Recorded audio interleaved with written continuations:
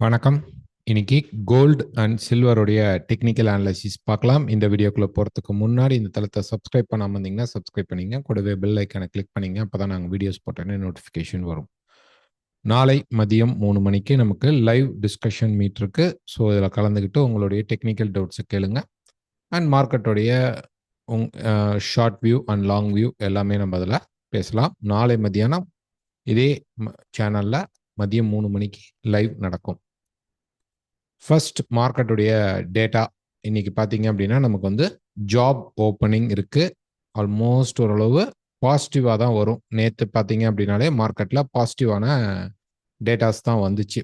ஓகேங்களா? அதனால இன்னைக்கும் மேக்ஸிமம் முடிந்த அளவு பாசிட்டிவ் டேட்டாவாக எக்ஸ்பெக்ட் பண்ணலாம். ஸோ இந்த 2 டேட்டா மட்டும் இல்லை, நாளை நமக்கு பார்த்தீங்கன்னா ஐஎஸ்எம் சர்வீஸ் வரும். அதுக்கப்புறம் அன்எம்ப்ளாய்மெண்ட் கிளைம் வரும். ஸோ இந்த ரீசண்டாக வரக்கூடிய இந்த 4 டேட்டாவும் நான் ஃபார்ம் பேரோலுக்கு கண்டிப்பாக நமக்கு பாசிட்டிவ் ஆர் நெகட்டிவ் அப்படிங்கிற ரிஃப்ளெக்ஷன் காட்டுறதுக்கான வழியாக இருக்கும். ஒரு பாயிண்ட் எடுத்துக்கலாம். இந்த 4 டேட்டா மட்டும் எடுக்க முடியாது.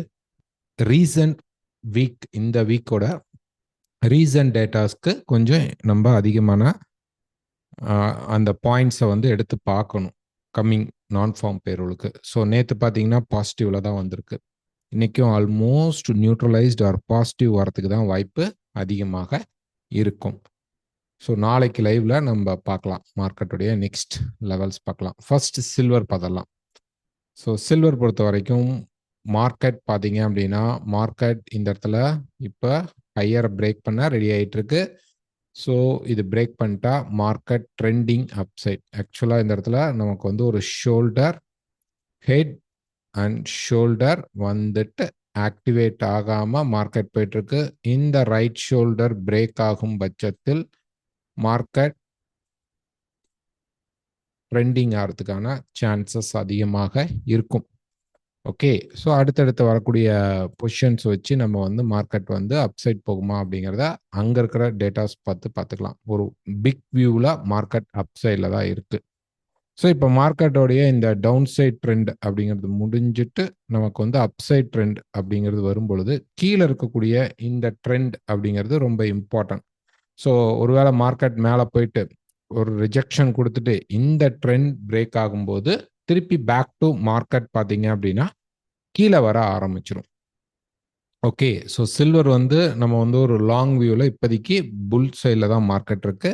பேர் சைடுக்கு மார்க்கெட் போகல. கன்சால்டேஷன்லையும் பெருசாக இல்லை. நம்ம எதிர்பார்த்திருந்தது இந்த இடத்துல டபுள் டாப் அப்படிங்கிற லெவல் வந்து ரீடெஸ்ட் ஆகி கீழே வந்துட்டால் கன்ஃபார்ம் கீழே வரதுக்கு வாய்ப்பு இருக்கும். பட் அது இப்போ மார்க்கெட் பிரேக் பண்ணால் ட்ரை பண்ணிட்டு இருக்கு. ஸோ இந்த டாப் பிரேக் ஆகும்போது நமக்கு கண்டிப்பாக மார்க்கெட் புல் சைடில் தான் இருக்கும்.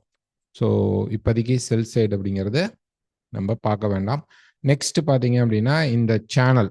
ஸோ இந்த சேனலோடைய டாப் இருக்குது. இது பிரேக் பண்ணும்போது இந்த பிரேக் அவுட் லெவல்லேருந்து மார்க்கெட் கொஞ்சம் ப்ரெஷரைஸ்ட் ஆகிறதுக்கான வாய்ப்புகள் அதிகமாக இருக்கும். ஸோ சில்வர் பொறுத்த வரைக்கும் வெயிட் தான் பண்ணணும். பை சைடில் உங்களுக்கு பொசிஷன் இருந்தால் நீங்கள் தாராளமாக பை ட்ரை பண்ணுங்கள். செல் வேண்டாம். செல்லுங்கிறது ஏதாவது ஒரு சப்போர்ட் லெவல் பிரேக் ஆனால் தான் நம்ம செல் சைட் போக முடியும். கோல்டு. ஸோ கோல்டு பொறுத்த வரைக்கும் ட்ரெண்ட் பையில் தான் இருக்குது. இந்த லைஃப் டைம் ஹையை மார்க்கெட் வந்து பிரேக் பண்ணிட்டான்.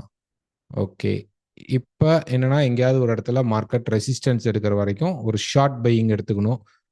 ஸ்டாப் லாஸ் அப்படிங்கிறது மஸ்ட்டு. இந்த இடத்துல கண்டிப்பாக மார்க்கெட் இன்னும் கூட கொஞ்சம் மேலே போனாலும் ஒரு கரெக்ஷன் ஸ்ட்ரெச்சர் அப்படிங்கிறது நமக்கு கிடைக்கும். மார்க்கெட்டில் ஒரு 2 இடத்துல கரெக்ஷன் ஸ்ட்ரெச்சர்ஸ் நமக்கு கிடைக்கிறதுக்கு சான்சஸ் இருக்கும். அதுக்கு அதோடைய டிரைவுங்கிறது வந்து பெருசாக தான் இருக்கும். ஓகே, இன்னும் ரெசிஸ்டன்ஸில் இப்போல்லாம் எடுக்கலை. பட் நான் சொல்கிறேன் ஒரு 4 ஹவரில் பார்த்தீங்கன்னா இந்த ட்ரெண்டோடைய அப்சைட் மூவ்மெண்ட் தான் மார்க்கெட்டில் போயிட்டுருக்கு. கண்டிப்பாக இன்னொரு புஷ் அப்படிங்கிறது இருக்கும். என்னன்னா மார்க்கெட்டில் கரெக்ஷன் ஃப்ரேம்ஸ் கிடைக்க மாட்டேங்குது.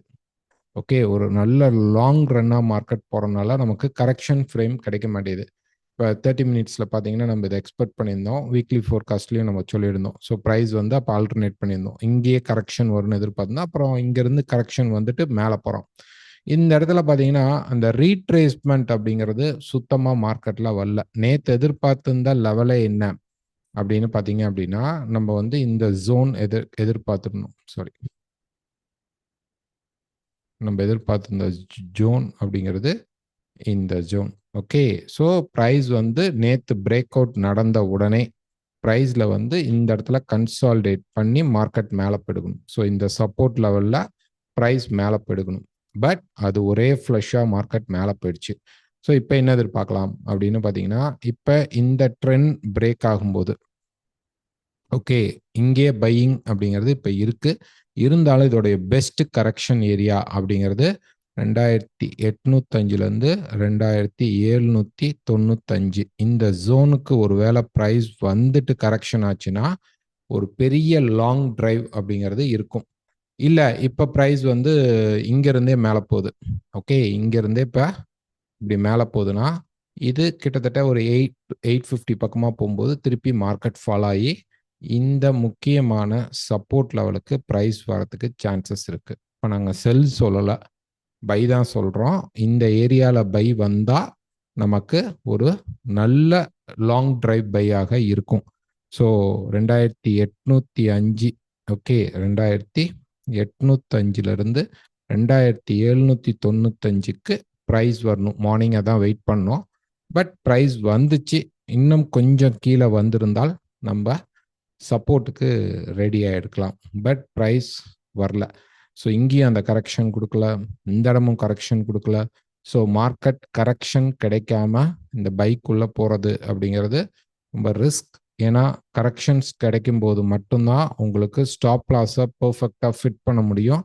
அந்த ஸ்டாப் லாஸ் ட்ரிகர் ஆகிறதுக்கான வாய்ப்புகள் குறைவாக இருக்கும். ஸோ இந்த கரெக்ஷன் இப்போ முடிஞ்சு மேலே போனாலும் இந்த இடத்துல நமக்கு செல் கிடைத்தால் கன்ஃபார்ம் ஆனால் தான் செல் போட முடியும். இப்போதைக்கு மார்க்கெட்டோடைய ரேலி அப்படிங்கிறது பை ரேலியில் தான் இருக்குது. ஓகே, ஸோ நாளைக்கு நம்ம லைவ் மீட்டில் பார்க்கலாம். அதுக்குள்ளே ஏதோ ஒரு இடத்துல மார்க்கெட் ரெசிஸ்டன்ஸ் எடுக்கும். ரீசன் இன்னொன்று என்ன அப்படின்னா, நமக்கு வரக்கூடிய நான் ஃபார்ம் பேரோல்குள்ள கோல்டு டாப் அண்ட் டாப்லேயே இருந்துட்டா, ஓகே, டாப் அண்ட் டாப்பில் இருந்தால் ஒரு ஃபால் அப்படிங்கிறது கிடைக்கிறதுக்கு சான்சஸ் அதிகமாக இருக்கும். டேட்டா நெகட்டிவாக வரும் பட்சத்தில். ஓகே, டேட்டா நெகட்டிவாக வந்துருச்சு அப்படின்னா கண்டிப்பாக ஒரு ஃபால் கோல்டில் இருக்கிறதுக்கு சான்சஸ் இருக்கும். பார்ப்போம், இன்னும் ஒரு மூணு நாட்கள் இருக்குது. இந்த 3 நாள் வரக்கூடிய டேட்டா இன்னும் ரெசிஸ்டன்ஸ் பிரேக் பண்ணி மேலே 850க்கெலாம் மார்க்கெட் ரீச் ஆகி ரெடியாக இருக்கிறான் ரெசிஸ்டன்ஸில் அப்படின்னா ஒரு நல்ல ட்ராப் கிடைக்கிறதுக்கு சான்சஸ் இருக்கும். அது வரைக்கும் நம்ம மார்க்கெட் எப்பெல்லாம் இறங்குதோ அப்போ நம்ம பை தான் ட்ரை பண்ணணும். ஒரு முக்கியமான சப்போர்ட் லெவல்ஸ் ஏதாவது பிரேக் பண்ணாதான் நம்ம செல்குள்ளே போகணும். ஆனால் மார்க்கெட் வரக்கூடிய ஏதாவது நான் ஃபார்ம் பேரோல் அல்ல அதுக்கு அடுத்த வாரங்களில் ரெசிஸ்டன்ஸ் எடுத்து ஒரு கரெக்ஷனுக்குள்ளே வந்துட்டு தான் திருப்பி ரேலி ஸ்டார்ட் பண்ணுவான். ஸோ அதனால நம்ம டாப் அண்ட் டாப்புக்கு போயிட்டு நல்ல செட்டப் கிடைத்தால் ஸ்டாப் லாஸ் வச்சு செல் அடிக்கலாம். ஆனால் இப்போதைக்கு நமக்கு பை ரேலியில் தான் இருக்குது. வரக்கூடிய நாட்களில் நம்ம செல் ட்ரை பண்ணலாம். ஸோ பை சைடில் இருங்க. கரெக்டிவ் சில நேரங்களில் நடக்க மாட்டேங்குது அப்படின்னா இன்வெஸ்டர் புஷ் அதிகமாக மார்க்கெட்டில் இருக்குது. ரீட்டைலர்ஸ் அப்படிங்கிறது நம்மளாம் கொஞ்சம் கேர்ஃபுல்லாக இந்த இடத்துல ட்ரேட் பண்ணணும். ஓகே, ஸோ நாளைக்கு லைவில் இன்னும் கொஞ்சம் நம்ம டெக்னிக்கலாகவே நிறையா டிஸ்கஷன் பண்ணலாம். மறக்காமல் வந்து கலந்துக்கிட்டு உங்களுடைய டவுட்ஸை கேளுங்க. இந்த வீடியோ பிடிச்சிருந்தா மறக்காமல் லைக் பண்ணுங்கள், ஷேர் பண்ணுங்கள், கமெண்ட் பண்ணுங்கள். தேங்க்யூ.